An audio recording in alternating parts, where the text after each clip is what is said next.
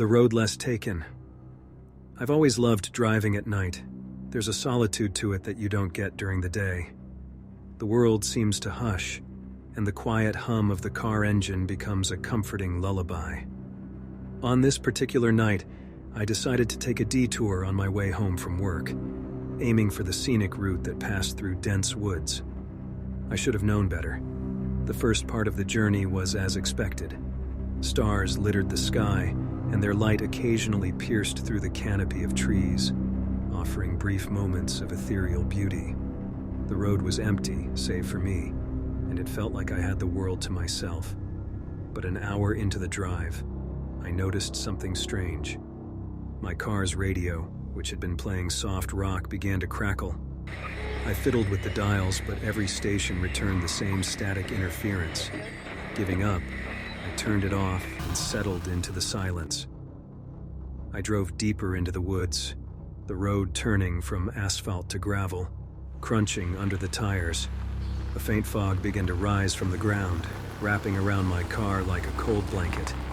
It wasn't unusual to see fog in these parts, but there was something unsettling about this one. It felt thick, almost deliberate.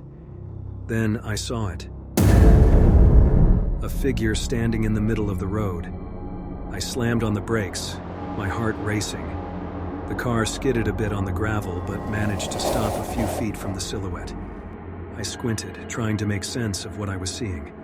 The figure was tall and cloaked, its face hidden in shadows. I flashed my headlights, hoping to scare it away or get a clearer view. Instead, the figure took a step towards my car, and another.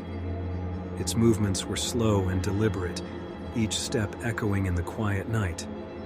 Panic set in. I tried starting the car, but the engine refused to respond. It was as if the battery had died. Desperate, I honked the horn. The sound was deafening in the silence, but did nothing to deter the figure.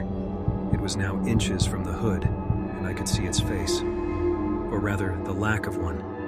It was just a dark void, devoid of any features, but somehow I felt it was staring right at me, seeing into the depths of my soul. I closed my eyes, praying it was just a hallucination. But when I opened them, it had moved to the driver's side window. I was trapped, paralyzed by fear. The fog outside had thickened, turning the world beyond my car into a wall of white. Suddenly, I heard a voice, not from the figure, but from the radio. It crackled to life, speaking in a slow, distorted tone. "Turn back." The voice was both familiar and foreign, like a forgotten memory. And as quickly as it started, it stopped, plunging the car back into silence. Then, without warning, the figure vanished. The fog began to recede, and the car's engine roared to life on its own. I didn't need any further prompting. I spun the car around and sped out of there, the gravel spraying in my wake. When I finally reached the main road, dawn was breaking. The familiar sights of civilization filled me with an overwhelming sense of relief. The experience haunted me for weeks. I shared the story with a few close friends, but they brushed it off as fatigue or imagination. But I knew what I saw and felt. One evening, curiosity got the better of me. I visited the local library, hoping to find any information on that particular road. After hours of digging, I stumbled upon an old newspaper article. It spoke of an accident many decades ago, where a man had died on that very road. Locals believed his spirit haunted the area, warning travelers to stay away. The accompanying photo sent shivers down my spine. It was a man with a striking resemblance to me. It was then I realized, the voice on the radio, the familiar yet foreign feeling, it was all connected. Was the spirit trying to save me from the fate he met? Or was it a grim reminder of the cyclical nature of life and death?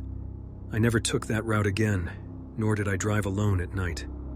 Some roads, it seems, are better left less taken.